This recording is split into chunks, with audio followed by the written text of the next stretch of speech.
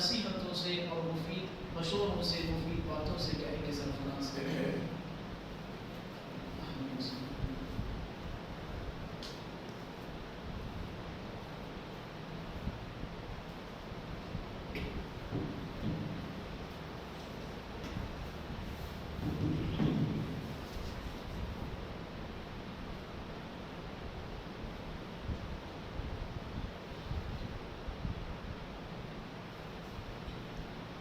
بسم اللہ والحمد للہ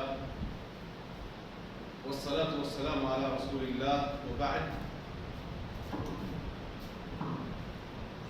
فأعوذ باللہ من الشیطان الرجیم بسم اللہ الرحمن الرحیم وَلَقَدْ يَسَّرْنَا الْقُرْآنَ لِلذِّكْرِ فَهَلْ مِن مُدَّكِرٍ.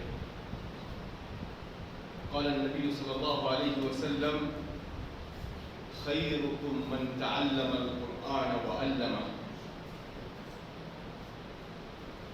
وقال أيضا يقال لقارئ القرآن يوم القيامة اقرأ وارتقي ورتل كما كنت ترتل في الدنيا فإن منزلتك عند آخر آية تقرأها.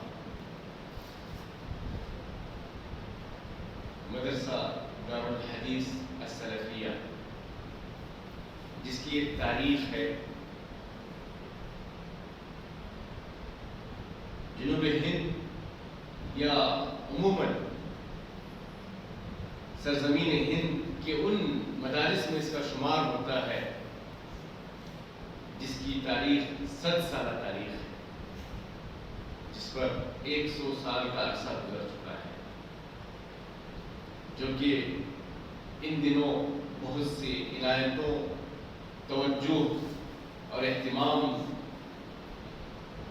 کا طلبگار ہے. فالآن قل نصيرها وتقدمتها غيرها وبؤمل لرقيها فالجد للعليا سند.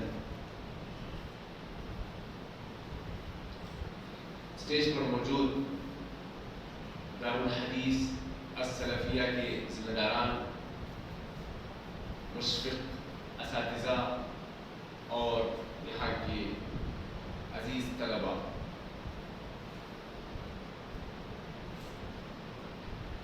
یہ اللہ تعالیٰ کا انعام ہے اور اللہ تعالیٰ کا ہمارے اوپر کرم ہے کہ اللہ تعالیٰ نے ہمیں آج کے زمانے میں ایک ایسے ادارے میں تعلیم حاصل کرنے کا موقع عنایت فرمایا جہاں پر ہر قسم کی آسانیاں ہیں، رہائش کا انتظام ہے، کھانے پینے کی سہولیات ہے، کھیل کود کے اسباب مہیا ہیں، ٹھنڈی ہوا میں ماشاءاللہ یہاں نماز ادا کرنے کا موقع بھی فراہم ہے. تو یہ سب نعمتیں ہم اللہ کا جس قدر شکر ادا کریں کم ہے. لئن شکرتم لأزیدنکم، اللہ تعالیٰ کہتے ہیں اگر ہم شکر ادا کریں تو اللہ تعالیٰ انعامات میں و اکرامات میں اور اضافہ فرماتے ہیں. ورنہ آج بھی ایسے ممالک ہیں جہاں بچے قرآن حفظ کرتے ہیں، ان کا کوئی ٹھکانہ نہیں ہے، ان کے لیے کوئی رہائش گاہ نہیں ہے، بلکہ تعجب ہوگا ان کے پاس حفظ کرنے کے لیے قرآن مجید کا نسخہ بھی نہیں، بلکہ لکڑیوں پر، تختیوں پر اور سلیٹ پر لکھ کر وہ قرآن مجید حفظ کرتے ہیں. لیکن الحمدللہ اللہ تعالیٰ کا بے انتہا شکر و احسان ہے کہ اللہ تعالیٰ نے ہمیں بڑی اچھی حالت میں رکھا ہے. معزز سامعین، میں نے جو آیت پڑھی ہے اس آیت میں یہ بتلایا گیا کہ اللہ تعالیٰ نے قرآن مجید کو آسان بنا کر پیش کیا ہے. اسی لیے ہم دیکھتے ہیں کہ ہمارے پاس جو قاعدے کی کتاب ہوتی ہے اس پر کیا لکھا رہتا ہے؟ یسرنا القرآن لکھا رہتا ہے. کیوں؟ اس میں یہ بتایا جا رہا ہے کہ قرآن بہت اللہ نے آسان بنا کر پیش کیا ہے. اسی لیے ہم دیکھتے ہیں کہ دیگر مذاہب میں، دیگر ادیان میں یہ چیز پائی نہیں جاتی. جس طرح امت مسلمہ کے نونہالان امت قرآن مجید کو حفظ کرتے ہیں، ازبر کرتے ہیں، یہ چیز دنیا کی کسی اور کمیونٹی میں نہیں ہے.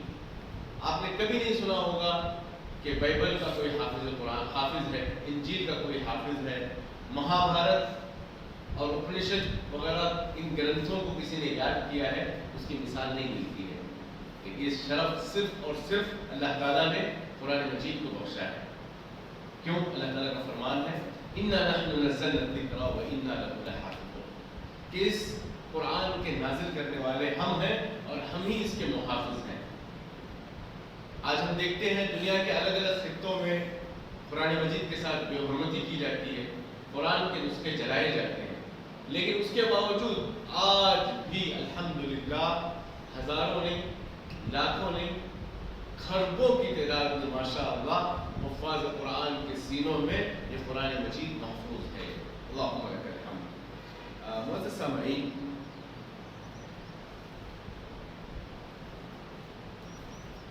یہ جو قرآن مجید کے حفظ کرنے کا اور حفظ کروانے کا جو سنہرا عمل ہے، اللہ تعالیٰ نے اس کی اتنی فضیلت دی ہے. خیرکم من تعلم القرآن وعلمہ، اس حدیث سے ہمیں اس کی اہمیت پتہ چلتی ہے. اس میں یہ بتلایا گیا کہ اس روئے زمین میں سب سے بہترین دو طبقے ہیں، دو کیٹیگری ہیں جو سب سے بہترین طبقہ ہے. کون کون سا؟ من تعلم القرآن وعلمہ، جو قرآن سیکھے اور جو قرآن سکھائے. یہ دو کیٹیگری سب سے افضل ترین کیٹیگری کہا گیا ہے. دو طبقوں کو سب سے عمدہ کیٹیگری کہا گیا. تو اللہ کا شکر ہے کہ اللہ تعالیٰ نے ہمیں بحیثیت استاد یا بحیثیت طالب، معلم یا متعلم بنایا ہے. تو یہ بھی اللہ کی بہت بڑی نعمت ہے کہ اللہ نے ہمارا شمار ان نیکوکاروں میں کیا ہے. جب ہم استاد کے سامنے بیٹھتے ہیں یا شاگرد کا قرآن سنتے ہیں تو ہم اپنے اندر یہ احساس پیدا کریں کہ یہ روئے زمین میں دو سب سے عمدہ طبقوں کا آپسی ملاپ نہیں. ایک دوسرے کے سامنے جو روبرو استاد اور شاگرد بیٹھے ہیں، یہ زمین میں پائے جانے والے دو عمدہ طبقے ہیں جو آپس میں تعاون علی البر، نیکی اور خیر کے کام میں آپس میں مشارکہ کرنا اور تعاون کرنا، ایک دوسرے کو قرآن سیکھنے اور سکھانے کا یہ مرحلہ جاری ہے. اور اسی طرح میں نے جو حدیث پڑھ کر سنائی، جس میں کل قیامت کے دن حافظ قرآن سے کہا جائے گا پڑھو ترتیب کے ساتھ جس طرح تم دنیا میں پڑھا کرتے تھے. تمہارا جو آخری جو ٹھکانہ ہوگا جنت میں، جو تمہارا اونچے مقام پر جو آخری ٹھکانہ ہوگا، وہ جگہ ہے جہاں پر تم آخری آیت پڑھو گے، وہاں پر تمہیں روکا جائے گا. یعنی پڑھتے جاؤ اور جنت کی جو سیڑھیاں ہیں، جنت کے جو مراتب ہیں، اوپر چڑھتے جاؤ. بندہ پڑھتے جائے گا اور چڑھتے جائے گا، چڑھتے جائے گا. وہاں فل اسٹاپ یا روکا جائے گا جہاں پر ہم آخری آیت پڑھیں گے. تو بچوں بتاؤ، تم لوگ چاہو گے کہ نہیں کہ جنت میں ہمارا مقام سب سے اونچا ہو؟ چاہو گے کہ نہیں چاہو گے؟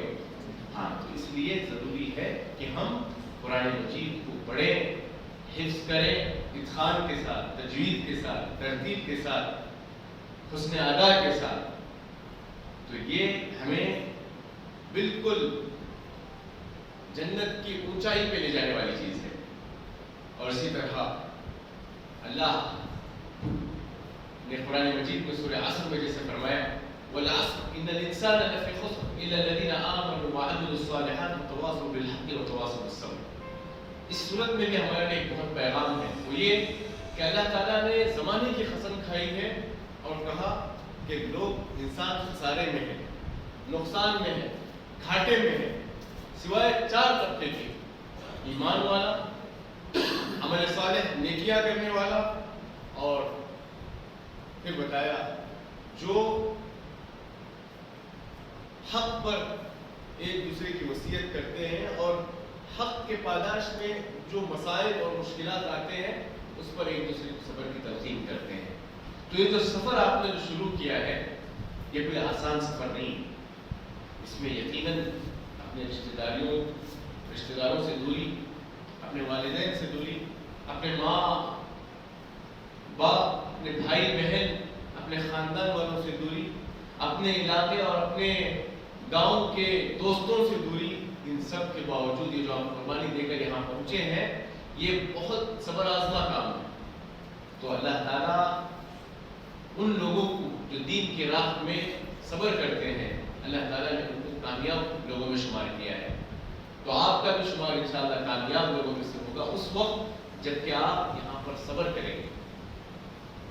یہاں کی مشکلات پر کبھی آب و ہوا راست نہیں آتی ہے، کبھی کھانے پینے کا نظام سیٹ نہیں ہوتا ہے، کبھی گھر کی یاد آ جاتی ہے، لیکن اگر ان مشکلات پر اگر آپ صبر کریں گے تو اللہ تعالیٰ آپ کو کامیاب لوگوں میں شمار کرے گا. اور طالب علم جو ہوتا ہے، خاص کر کے آپ قرآن مجید کا علم حاصل کر رہے ہیں، تو یاد رکھیں طلباء کے لیے فرشتے آسمان میں مغفرت کی دعا کرتے ہیں. سمندر میں مچھلیاں آپ کے لیے دعائیں کرتی ہیں،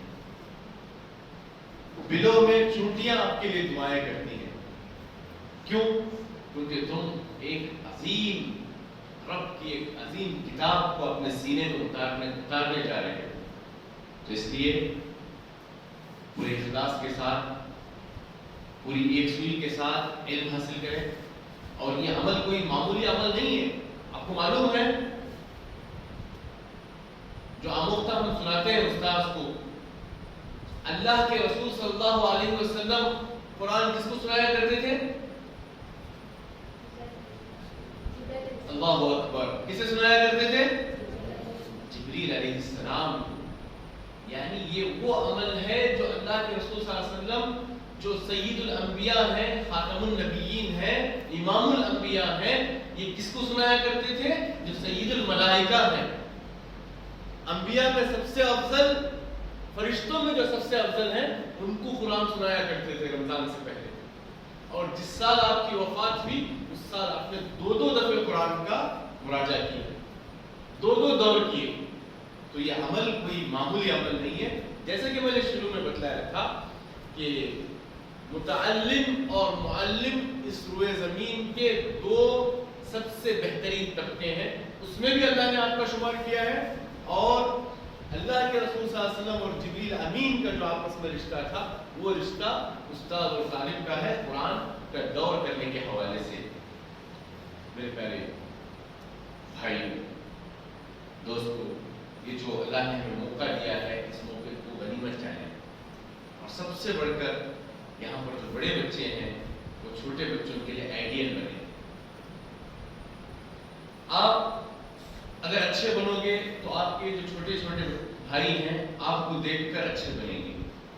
اگر آپ کو دیکھ کر، آپ کے اخلاق کیریکٹر کو دیکھ کر اگر ہمارے چھوٹے بچے بگڑ رہے ہیں تو یہ گناہ آپ کے کھاتے میں لکھا جائے گا. تو اس لیے ہمیشہ بڑے بچوں کو، بڑے ساتھیوں کو ایک آئیڈیل بننا چاہیے. ایسے کوئی اخلاق نہیں ہونے چاہیے چھوٹے دیکھ کر اس کی تقلید کریں اور ان کا گناہ بھی آپ کے سر آئے.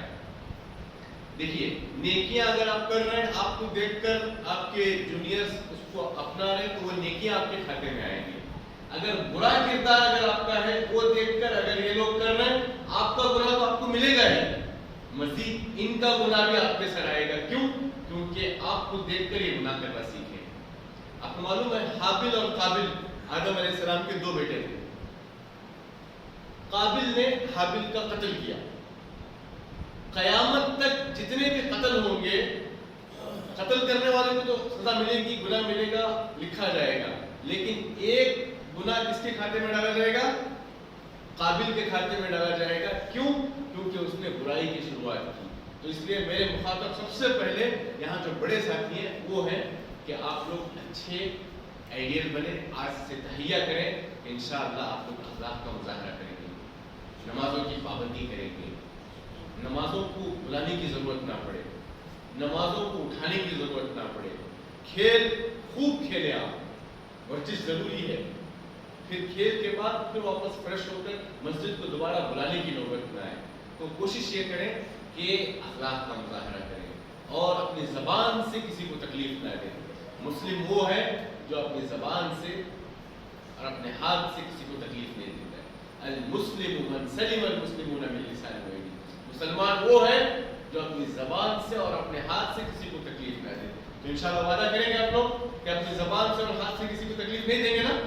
الحمدللہ. دیکھیے اس ادارے سے جڑنا, دین سے جڑنا یہ بہت بڑی سعادت کی بات ہے.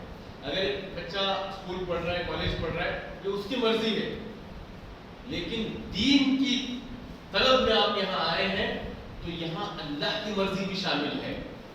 حدیث میں آتا ہے مَن یُرِدِ اللَّهُ بِهِ خَیْرًا یُفَقِّهُ فِی الدِّین.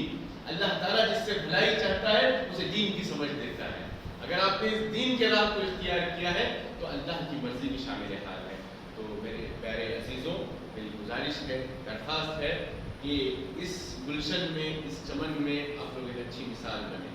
صرف آپ کو حافظ قرآن نہیں بننا ہے, عالم بننا ہے, داعی بننا ہے, دین کا خادم بننا ہے, اور اپنی زندگی میں اللہ کے رسول صلی اللہ علیہ وسلم, انبیاء نے جو کام کیا ہے اسی مشن کو لے کر آگے بڑھنا ہے.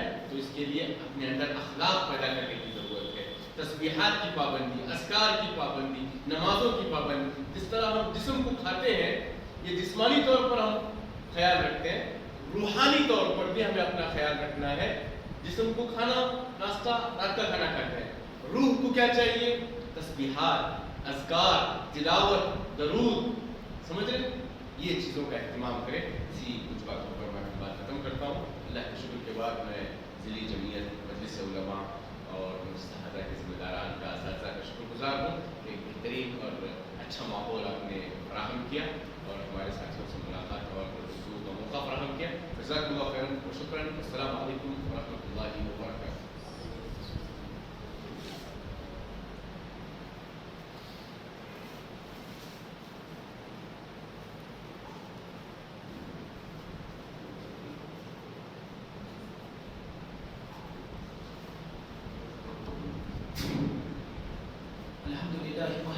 والصلاة والسلام على من لا نبي بعده.